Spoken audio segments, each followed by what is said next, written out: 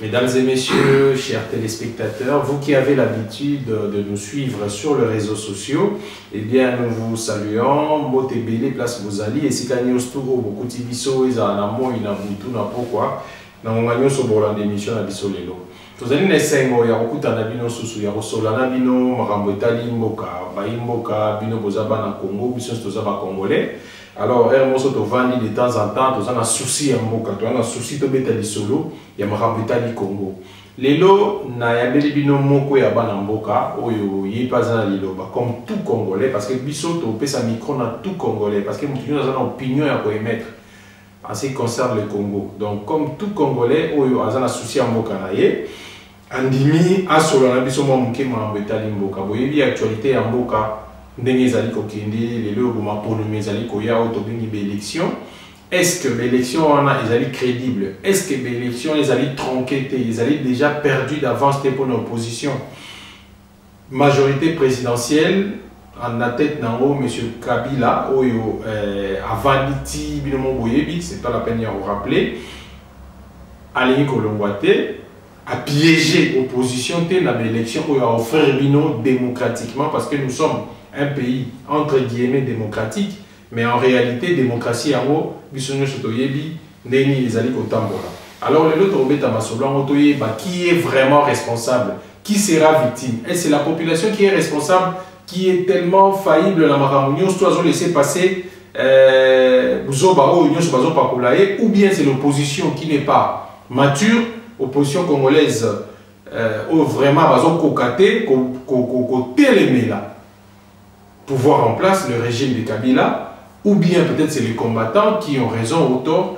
Donc voilà, ensemble, Masolo Torobeta, on a Ndeko Joseph Salomon Rachidi, Oyo Andimi Kosolana Biso Lelo, Monte na Ndeko. Monte. Sangobon. Sangomala Ndeko. Voilà.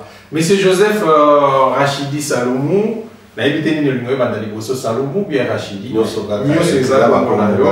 Azali motomukete au poto bengisi to pesa belé et puis na politique azali moko membre ya munene ya parti ya munene oyo babengi PND.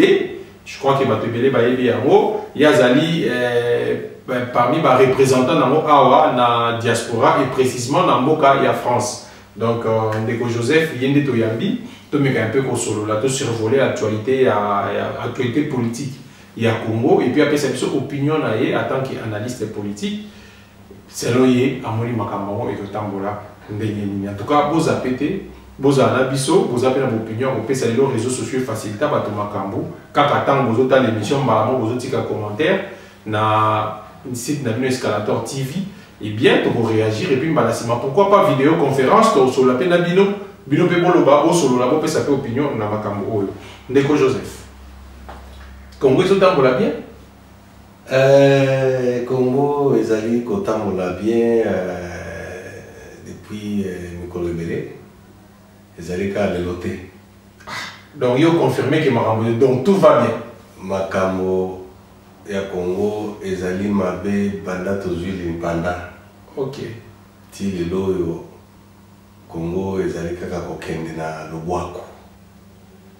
Kasi bawe basenga ki biso lipanda tango mususu bakanisaki ke solution ezali otolo na pasi ya ba boumbu ya ba colonisateur ya solo esengeli ozala na yo pauvre mais liberté ezali eloko ya mutuya exactement donc basalaki mabe te po basengela biso liberté wana indépendance wana tokoka komiyebaki biso mpe tokomi bacitoyen du monde kasi moke baoyo basengaki lipanda moko na bango babomi ye pasi ebandi wana oyo pasi wana Ndeko Joseph tokokotisa biso na histoire te tosolola na mwa lombango mpe parce que ngonga mpe yo yebi télévision esengaka ngonga mais pasi wana ti lelo yango continue parce que après bayi mboka oyo ya mayele récupérer la situation, Babomi Lumumba, Mobutu Abimi, Mobutu Asali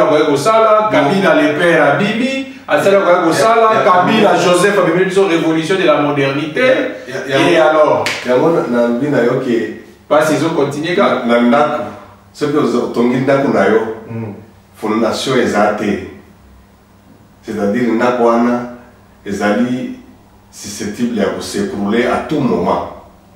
Donc esengela li ba belge bazala na ino pour le tant que biso tozwi lipanda tant que tozwi lipanda ba oyo bakambaki mboka na tongo ya lipanda yango esengelaki bango plus particulièrement na kokoloba Mobutu na 32 ans asalaki mbele lelo tozali koloba makambo nyonso oyo teke ya baaventurier moko bauti soki wapi bayeba koni kaka azwi na ye pouvoir ani akontinue kaka koboma kovanda na mboka eloko moko eza te. Donc le développement à Congo est comme virtuel, c'est-à-dire bah montrer que nos images na ordinateur pas par la technologie on essaye belé bah tirer bino na télévision na bango après beaucoup nous kolba que non ceux qui to komi boye ko zala na ngolo, c'est-à-dire tous allez pas victime ya batu oyo bazali na ruse ngi koloba na makanisi na bango eloko mususu mais oyo bazali koloba na minoko eloko mususu nde oyo Congo ezo vivre yango lelo. Mais lelo boye Congo tosengaki démocratie. Po tomona ke démocratie tokozala bien na conférence nationale souveraine yo zali bongo parmi ba membre poza politicien ya lelo lobité nga na yebi mwa muke ba membre pe bazalaki na kati ya conférence wana otiaki pe mwa loboko na conférence nationale souveraine. Donc lelo boye toza un pays démocratique. Esengi élection ezala. Tokota l'actualité à lelo Kabila pesi biso élection. Kabila Kozalate Longwa dégage, Kabila a dégagé naïe, a poni dauphin, a pesi biso élection. C'est quoi ni ka? La base que ezali mawamingi. Namba oyo bazali koloba ke élection na Congo et au Salema. Na ndenge oyo elongo bale na ndenge ya démocratie. Eza mawamingi. Je pense que responsabilité monene ezali na biso moko souverain primaire parce que tozali na no prête ya kosala ba sacrifice po mboka na biso wana ezonga na rai po tozala maponami ya solo oyo akolobaki na lamuki na tongo na beti na nga inde na ke na bite na nga na tieke mutunga na lingi yo na tie a voter. Auto préciser tant le souverain primaire donc population. Exactement. C'est-à-dire que yozo incriminer population pour que makamuso les tambola mais population te mutazaki na ko gouverner. Population te muta gérer. Na population ngani kutu yende mutazo souffrir. Na kopesa ce exemple ka moko. Ba baze kotia makelele kuna na mboka ba mususu pe banda ba uzo mwa banzela ba bimi. Mboka na biso na 80 millions d'habitants. Na kisasa wana toza à peu près 10 millions, 12 millions d'habitants. Kasi bato bazali kotambusa biso bipai na bipai kotia biso na mabele kokotisa biso na mai kokata biso mitu kosala boye na boye baleki ata 5 millions te. Baleki ata 3 millions te. Mais na kati ya bato bazali na kisasa wana bao mapinga o balati sokoto oyo congolais azobimisa mbongo na ye ya pako mikolo nyonso atie na kesi ya leta po ye alata teni wana bazali pe banoko na bango bana na bango bazosufri bamosusu bazokotanga te. Ça veut dire que na ntango tozali na 10 millions d'habitants na banzi ke po tofaire entendre voix na biso moto moko akotelemela na mboka wana na biteke ngai nazali mpe natikali kaka awa na vandi. La population azali quand même correspondre.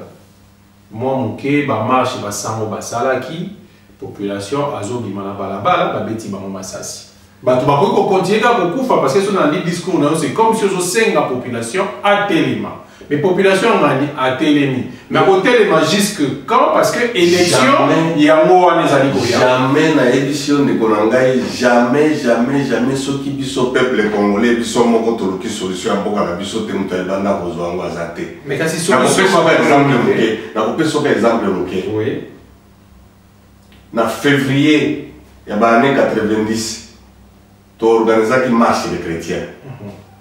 Biso ero wana tozala no bilenge na kati ya Fonus for Force de l'Union Sacrée Radicale. Na ba Jacques Matanda réseau mobimba. Mais tomataka likolo ya bachar. Mais bato bakufa. bato bakufaka mais bakufa tozwaka solution ya yango bien sûr mais commémorer bien sûr tozwaka solution na yango ezwamaka parce que fin de film Mobutu aseda na ye mpe aki kokufa na exil. Ah, donc selon Ndeko Joseph, soulèvement populaire de l'unique solution. Soulèvement populaire est la unique solution na kati ya mboka na biso. Oh makambo elikaki boyezonga oyebi opposant nako katonga lobate opposant ko kozala na volonté wana azaka ye moko.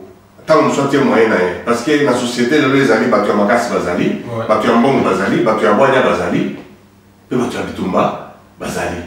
Elingi koloba nini? Elingi koloba ke na lisanga wana soki mutu ya mbongo azali, bato ya makasi. Na politicien lelo kwa toa na démocratie, makasi ya opposition, makasi ya leader nyonso eza base. Base eza population. Population nde bakolo pouvoir. Mais na tango population bazomona ke o biso tozo vivre eza na monde normal. C'est-à-dire tozo kende ko continuer ko kende ti na libolo. Est-ce que c'est un langage diplomatique pour un homme politique? Yagosenga ke makile tanga. Yagosenga ke parce que namoni ba leader et opposition basanga na Belgique. Maké Koutanasso na Congo, rassemblement Salamaki, Batunyo Sobamonaki, Liboso Stade des Martyrs, population à répondre. Population ne peut que faire ça. Parce que, à part Wana, Azasuna Likambouya Rosalate, c'est que tant un leader politique, le Kola, Ndeko Joseph Toyambi, Azosenga population, Abima pour maquiller ta rapport, Oyebi, Yonanga Toyebi, sur population de Libanda, Bako Boma Bango. Pour Toyebi, Peba, Oba Koufa, les Loba Kei, ba famille Bango, Ezangi Bango Kabo. Est-ce que langage wana ezali malamu pour la population? Na lobby boye, c'est le moyen démocratique oyo et peut s'amener un peuple souverain ezali ya pour revendiquer ba droit nango. La constitution est dans l'article 64. Et ni kolobani tant opoza ba confisquer pouvoir na bino. Tant ba memi bino na nzela oyo esengeli bokendete. Tant opozali konyo kwa ba droit na bino fondamentaux ezali sous-souté. Il dit que oyo nyusu bino bokomene comme action pacifique na kati ya mboka pour récupérer pouvoir na bino eza nango légitime et reconnu même par ba institution internationale. Il dit que lelo ndenge tozali awa na kati ya Kisasa na ba mboka nyonso eza na kati ya Congo ba village partout Bandundu Kikuapi Équateur et Pai na Pai mboka komi méconnaissable. Loko le komi méconnaissable tozokende wapi? Tokosuka wapi? Parce que les restes comme kaka na ko toucher loko moko. Lelo tellement que batu ba fingi na ba réseaux sociaux lelo YouTube na ba WhatsApp ba comme ba milliardaire. Et même solution na mboka la bisote. C'est-à-dire à un certain moment tout le baquet au lieu de la tout on tient l'ordinateur, oh Kabila, oh yo bango boy na boy, oh Zabon, oh Fraga no bibo, oh Félix no bibo, oh Katumbi no bibo, oh na boy. Tout ça, ça ne sert plus à rien. Seule solution éthique na mboka na biso, les années de la révolution populaire. Donc, si on a compris, na compris cet exemple moko printemps arabe na Tunisie. Ndekwana ya kanisa ki lokola za na armée. Lokola za na complicité na ba généraux na ye. Lokola za na nini nyoso wana isangani. Akomaki na ye mtushana. Mais tant population barbaike akokende. Atikaki na bamali ya mbongo. Abosali na kozwa mbongo oyo aze kobomba na kati ya makave na nini pa. Lelo Tunisie eza besoin regretter. Bon, non, Tunisie a regretté parce que Tunisie va faire une élection économiquement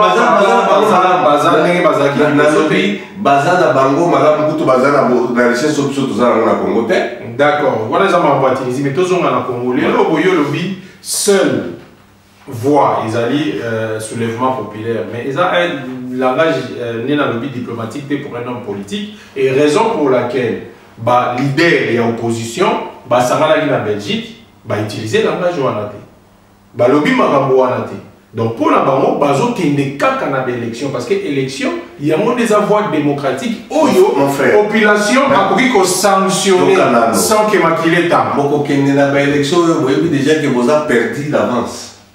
Vous êtes des perdants déjà na ba condition eza wana ata omemi nani na kati ya mboka na biso moto akoleka na baélection wana à part famille politique ya président Kabila moto mosusu akoleka aza te.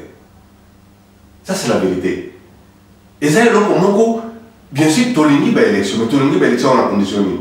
Tolingi baélection wana machine à voter oyo fini au fini oyo na poni na ngai fulani kuna ekomi fulani. Bon so il est au fini na o butoke ngai na poni fulani. Na poni na ngama sosa yuma mais kuna na kati bimi bokulaka. Ok, voilà.